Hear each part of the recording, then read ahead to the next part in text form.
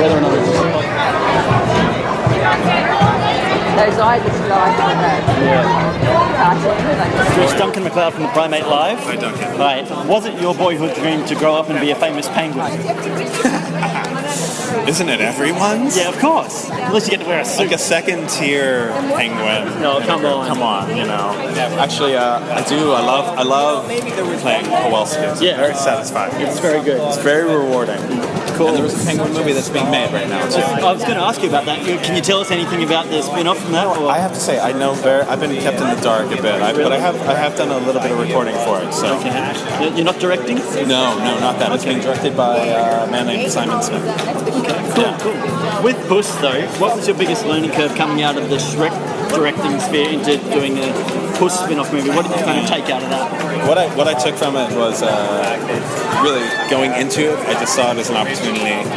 It became a very liberating experience as a filmmaker to create a world for this character completely, absent of Shrek and anyone else. I mean, sharing, of course, that sort of fairy tale fabric, but even presenting that in a different way, taking on the comedy in a very different way, staying away from pop culture references, let it all come from character, and then really just take the lead from the character himself in terms of what kind of movie it was going to be, in terms of its epic scope, the color, the sound, everything. It was very freeing. It was very big. One of my most memorable moments out of the movie was actually the flamenco fight dance scene. Yeah. Wow, that's the choreographer right there, by the way. Right. Okay. Cool. I mean, how long did that take to put together?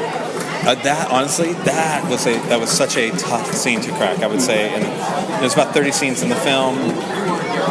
We worked on that scene for a good year and a half of the 3 years, just trying, because it was so central to the tone and the feel and the characters and it's a great, that's probably the best scene to me that sort of describes the feeling of the film in a whole. And actually we brought in our choreographer Laura Gorenstein Miller, who came in and worked with some dancers and gave us some great references, some great materials that the animators had grabbed onto, took to a whole other level. It had a little bit of a kind of a Princess Bride feely sort of thing about it. I'll take that. Was that something that you took into it? Or? I love that movie. No, I can't say I ever thought about Princess Bride, but it's one of my favorite films of all time. So yeah, it's probably seeped in there somehow. Excellent. And was it yours and Jeff's vision to always make it in 3D? Always, yeah. Jeffrey made a very clear doctrine or statement about DreamWorks films that we would offer them in 3D. So I knew it going into this movie, and frankly took advantage of it. I think 3D is great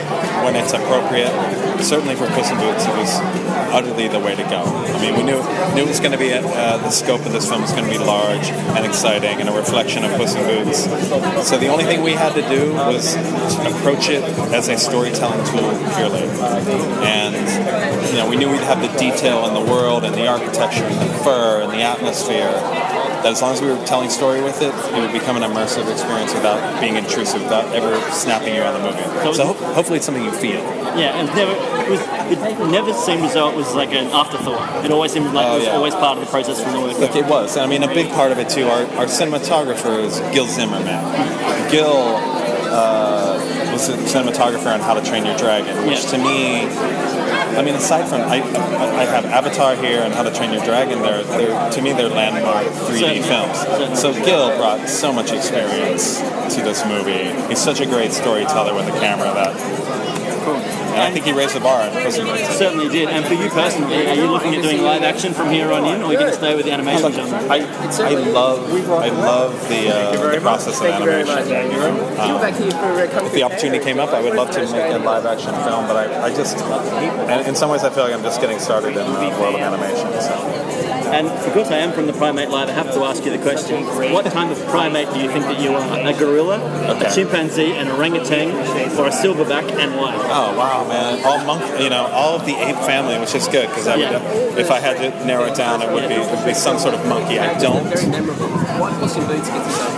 Maybe a black rabbit-faced monkey of Kenya. I think it's more my vibe, a little more mischievous. I know that's not from your list. No, that's all right. I mean, I wish I could say silverback. I just don't. Okay, you have an in-depth knowledge of monkeys. So I would love to actually roll my sleeve up and show you a giant silverback tattoo right now. Cool, excellent. I do love all the primates. Good, thank you. Thank you very much for your time. Cheers.